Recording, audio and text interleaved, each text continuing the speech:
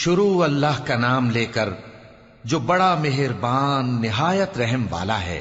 ایک طلب کرنے والے نے عذاب طلب کیا جو نازل ہو کر رہے گا، یعنی کافروں پر، اور کوئی اس کو ٹال نہ سکے گا۔ جو بلندیوں والے اللہ کی طرف سے نازل ہوگا، جس کی طرف روح القدس اور دوسرے فرشتے چڑھتے ہیں، اس روز نازل ہوگا جس کا طول 50,000 برس ہوگا۔ تو تم کافروں کی باتوں کو حوصلے کے ساتھ برداشت کرتے رہو۔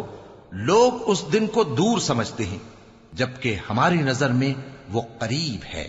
جس دن آسمان ایسا ہو جائے گا جیسے پگھلا ہوا تانبا، اور پہاڑ ایسے جیسے رنگین اون، اور کوئی دوست کسی دوست کو نہ پوچھے گا، حالانکہ ایک دوسرے کو سامنے دیکھ رہے ہوں گے۔ اس روز گناہگار چاہے گا کہ کسی طرح اس دن کے عذاب کے بدلے میں سب کچھ دے دے، یعنی اپنے بیٹے اور اپنی بیوی اور اپنے بھائی اور اپنا خاندان جس میں وہ رہتا تھا، اور جتنے آدمی زمین پر ہیں، غرض سب کو دے ڈالے، پھر اپنے آپ کو عذاب سے چھڑا لے۔ لیکن ایسا ہرگز نہیں ہوگا۔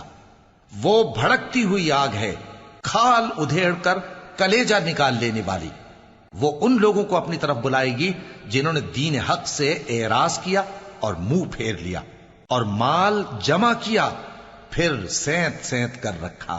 کچھ شک نہیں کہ انسان کم حوصلہ پیدا ہوا ہے۔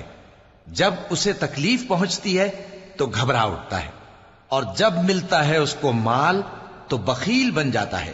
مگر نماز ادا کرنے والے جو نماز کا التزام رکھتے اور ہمیشہ پڑھتے ہیں، اور جن کے مال میں حصہ مقرر ہے، یعنی مانگنے والے کا اور نہ مانگنے والے کا، اور جو روز جزا کو سچ سمجھتے ہیں، اور جو اپنے پروردگار کے عذاب سے خوف رکھتے ہیں، بے شک ان کے پروردگار کا عذاب ہے ہی ایسا کہ اس سے بے خوف نہ ہوا جائے۔ اور جو اپنی شرمگاہوں کی حفاظت کرتے ہیں مگر اپنی بیویوں یا باندیوں سے کہ ان کے پاس جانے میں انہیں کچھ ملامت نہیں، اور جو لوگ ان کے سوا اور طریقے ڈھونڈیں تو وہ حد سے نکل جانے والے ہیں، اور جو اپنی امانتوں اور اپنے عہد و پیمان کا پاس کرتے ہیں، اور جو اپنی گواہیوں پر قائم رہتے ہیں، اور جو اپنی نماز کی پابندی کرتے ہیں، یہی لوگ جنتوں میں عزت و اکرام سے ہوں گے۔ تو اے نبی، ان کافروں کو کیا ہوا ہے کہ تمہاری طرف دوڑے چلے آتے ہیں، دائیں اور بائیں سے گروہ گروہ ہو کر جمع ہوتے جاتے ہیں؟